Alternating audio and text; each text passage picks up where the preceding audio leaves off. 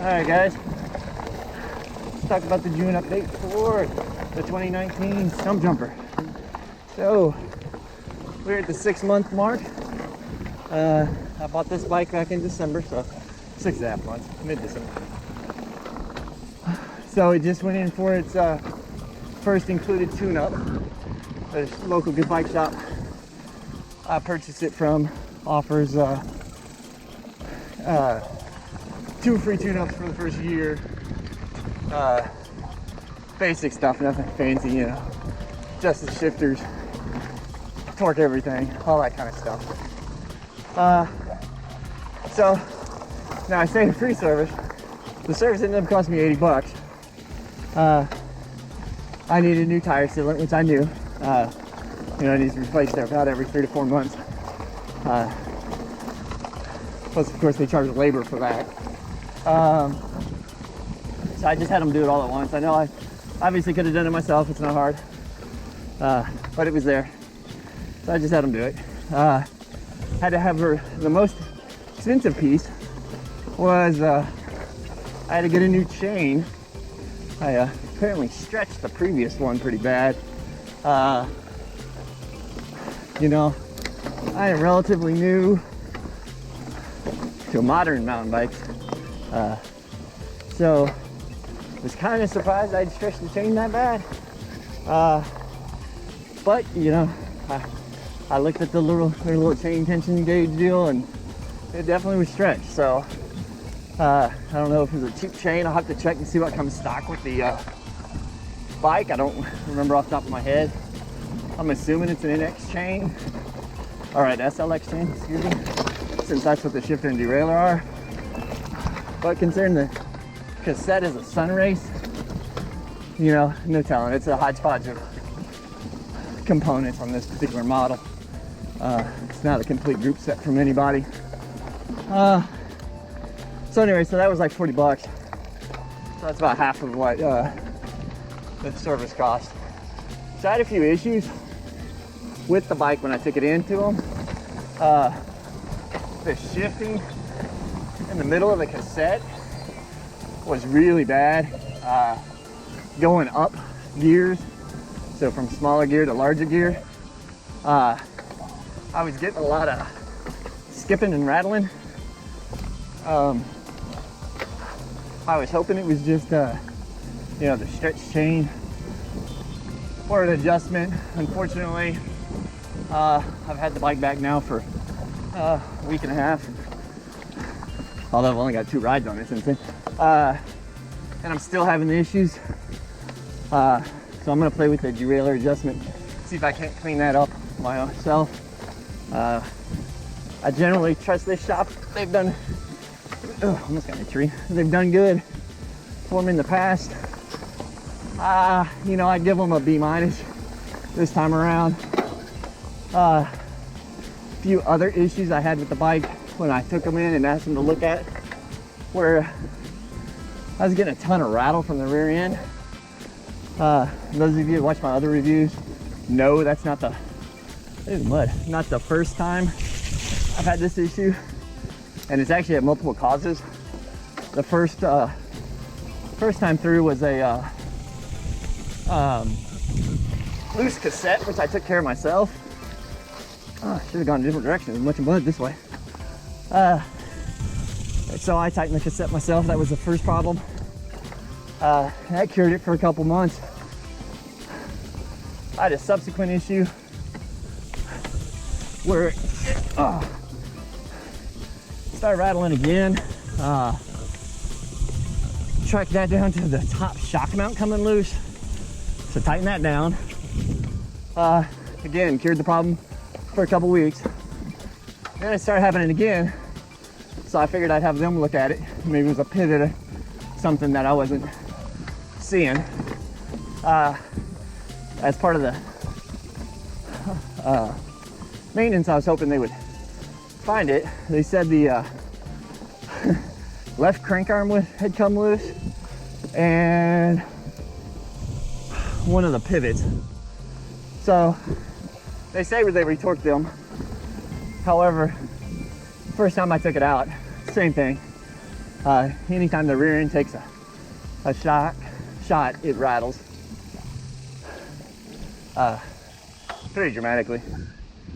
So, still not sure what that is. I'm gonna just spend some time tracking it down. Hey, yeah, so like I said, I'm gonna have to figure out what the rattle is in the back end. They did not do it for me.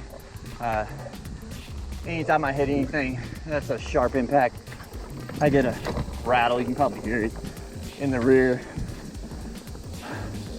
Really kind of out of ideas at this point. I've gone through everything I can think of. I'm curious if it's not just an inherent issue with these particular bikes. I don't know. Specialized is a good bike company, but they are also all mass produced, so hey, there could be design flaws. You never know. I just don't know at this point. Other than that, the bike has been performing really well. It's got 550 miles on it right now, plus or minus a few. I haven't been on it as much as I would like to have been. The weather's been just nasty. As you can tell, the mud I hit earlier. There's a lot of that out here today.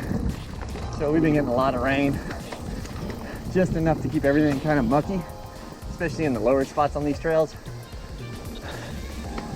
which has kept me off of them.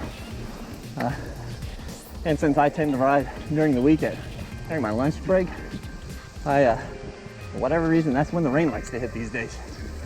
So I've been sidelined.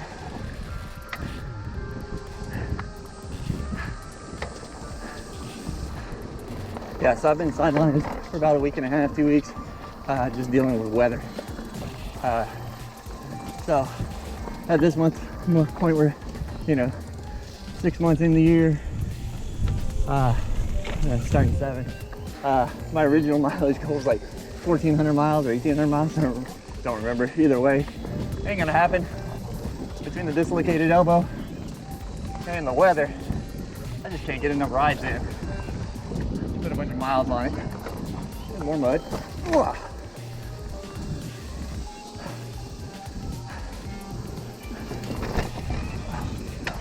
So,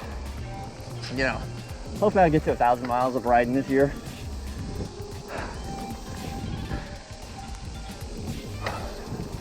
So the Stumpy overall has been a pretty good bike. It was something I bought because I needed a bike. My previous bike was 15 years old, had a blown shock, couldn't replace the shock because of its age. Couldn't find one that fit. So I kind of needed a bike if I was going to ride. So I chose to go with the Stumpy. Because at the time I didn't know how much I was going to be able to ride, how much I was going to like to ride. Again,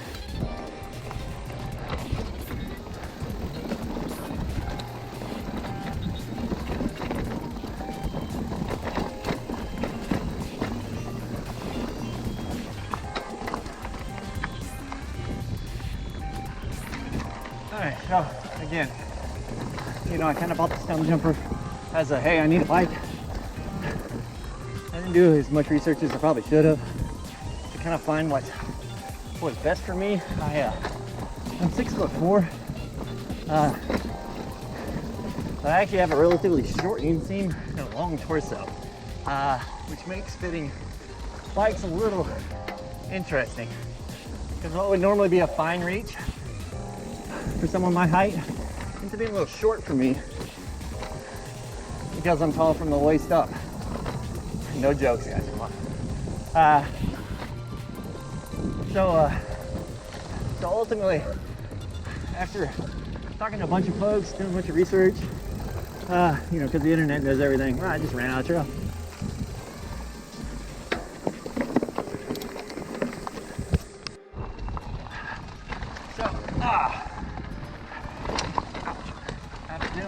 Research, kind of with the way I'm built, my height and everything, I've come to the realization, or the slightly educated guess, that the reach on this bike, which is 480 millimeters, too short for me.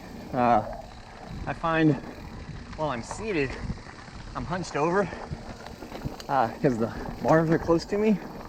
And worse, when I stand up to clear an obstacle, because of the relation of the seat to the BB, the bottom bracket, I end up front loading the bike, which has caused some big offs for me because I've gone off drops with more weight on the front end than I expected, and ended up going over the bars. Now, you may remember I went over the bars and that's what dislocated my elbow. Well, that was a whole different deal. I hit a stump that was hidden by the grass on the side of the road. That had nothing to do with the bike. That's complete rider moron. Not seeing that. But I've had a lot of instances where the front end wants to tuck on me. And I realized the only way for me to really counteract that is to basically sit on the back wheel, which even then doesn't put much weight on the back end for me. So I really need a longer reach. I don't want to put a longer stem on this because of the effect it would have on the geometry. We put the steering so far out that it becomes really twitchy. So I'm probably looking at buying something new or different with more updated geometry. Also, because this is the bottom Stumpjumper, this is the ST, just the standard ST29, not comp or anything. It has the lowest rock shock suspension you can get. It's a Recon on the front, and I forget what it is on the back, but you can't really adjust much. You got some preload, you got some lockout, but it's pretty limited. And probably the biggest deal for me is the fact that I can't put a spacer in it, bottom spacer in it, to make it pull progressive. It's very supple, but because of that and my weight, and also what I'm thinking is the kind of front heavy tendency of the bike, I tend to bottom the front workout over pretty much everything, which is an issue. I'd like a little more versatility, a little more robustness. I could put a new shock on the bike, but really for the price I paid for the bike, the price of a new shock, especially a decent shock, you know, whether that's a mid-level Rock Shocks or Fox, 34, those retail for around $1,000, which is about a half what I paid for the bike. It just doesn't make a lot of sense for me to do that with the other limitations of the bike. Besides the fact that I probably want to replace the rear shock also, not just the forks, to get a better overall setup than what I currently have, which gets expensive quick. So most likely Stumpy's gonna get retired here pretty soon. I think I've decided on a replacement. I'm not gonna tell you yet, but hopefully it has a long reach. It has I think the reach on the one I'm looking at is 30 millimeters longer, so quite a bit longer. Plus, this overall geometry is a lot more progressive, or a lot more updated than Stumpy is. And so Stumpy's probably getting retired here in another month or so.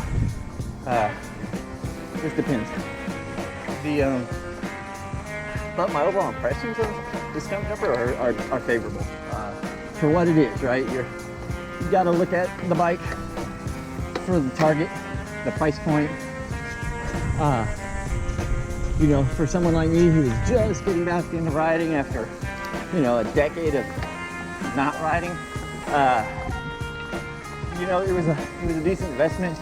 If I end up selling it, which I may or may not, I should be able to get, $1,000 to $1,500 for it. Maybe $800 to $1,200, somewhere in there.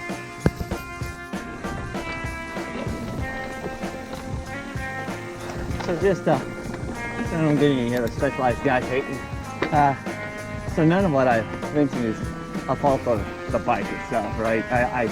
The bike is designed around a certain type of rider, and when I bought it, I was not sure if I was that type of rider or not. If I was a more casual rider, if I was staying on paved trails, or relatively smooth stuff, or if I was physically built a little different, it would be a perfect bike. The 11-speed transmission has a good range for me. I would like a 9-tooth because I do. Lots of my trails have paved sections in between them that I have to ride to kind of get to the next trailhead. At least the stuff I ride day in and day out. And some of that's downhill, so having a slightly lower gear would be nice. Just to get more speed on some of that stuff. That'd make it more fun. So there's a perfect example of kind of the paved I gotta cross sometimes I gotta go down it. Just depends. So anyway, so the gear set is pretty good. Again, I would like a little bit lower gear to get a little bit more speed out of it. There are some downhill sections where I just coasting because I can't pedal it.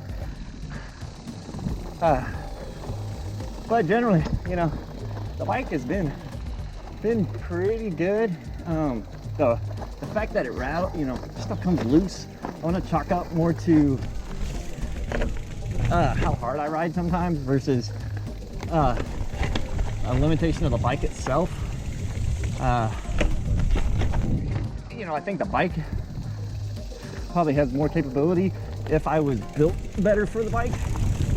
But with my kind of odd physical build, being 6'4" with a longer torso, I think it just brings the front end too far in. For it to be really comfortable for me or confidence inspiring. I've mentioned before about the tires washing out. Some of that's the tires, but I think some of that, especially on the front end, is how much weight ends up on them. Subconsciously, it's just I end up with a lot of weight on that front end sometimes.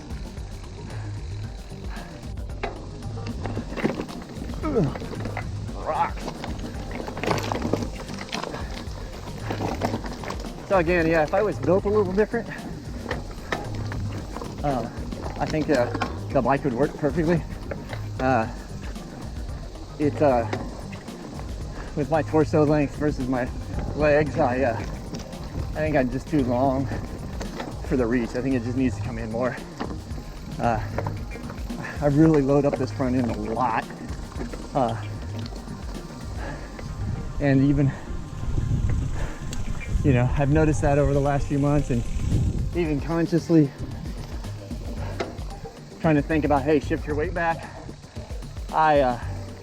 I still end up with a lot of weight forward, just because it's natural. I stand up, weight shifts a little forward, I end up way over the front end, and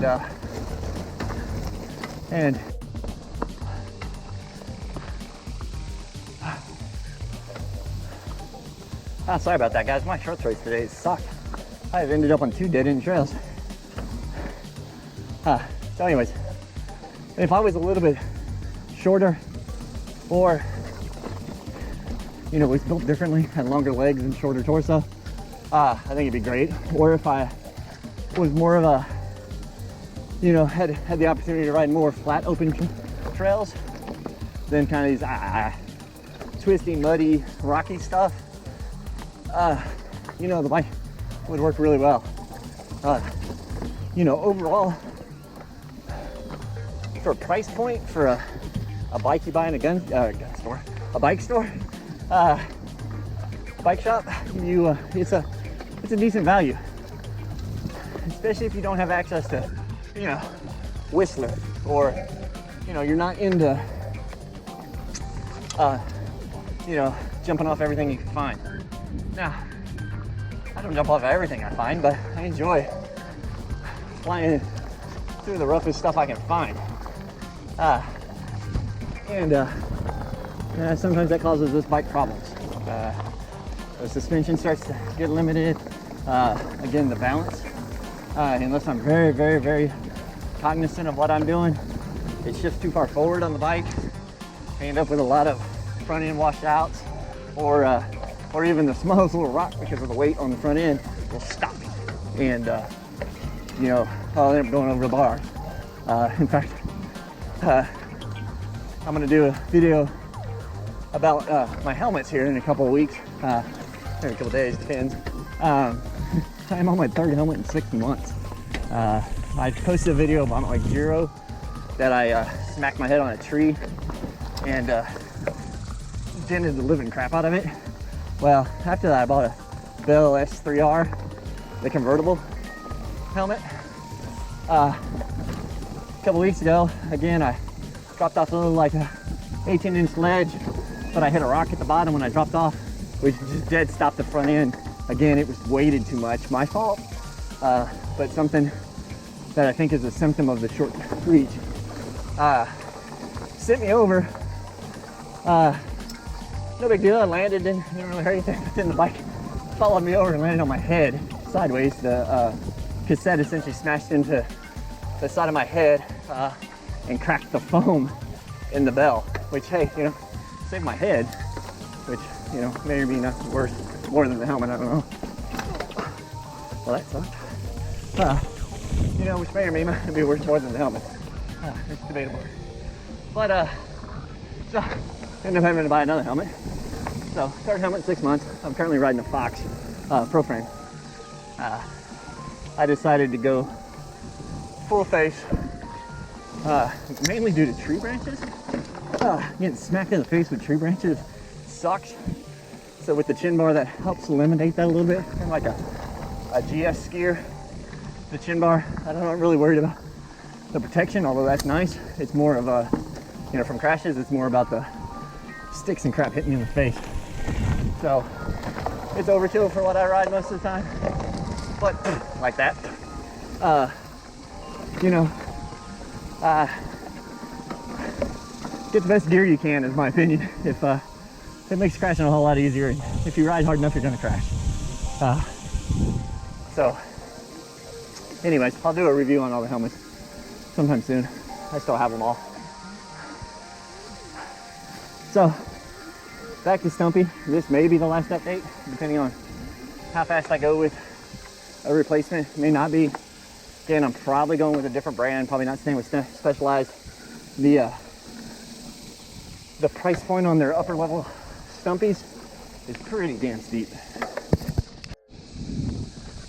So yeah, it's a Specialized price point on their carbon fiber Stumpies is pretty steep. I've bought motorcycles for less than 10 grand. So spending 10 grand on a mountain bike, it's hard to swallow. I get it that technology costs money, but I've been looking, there's some other brands that seem to be more price competitive, that offer similar or even sometimes better group sets.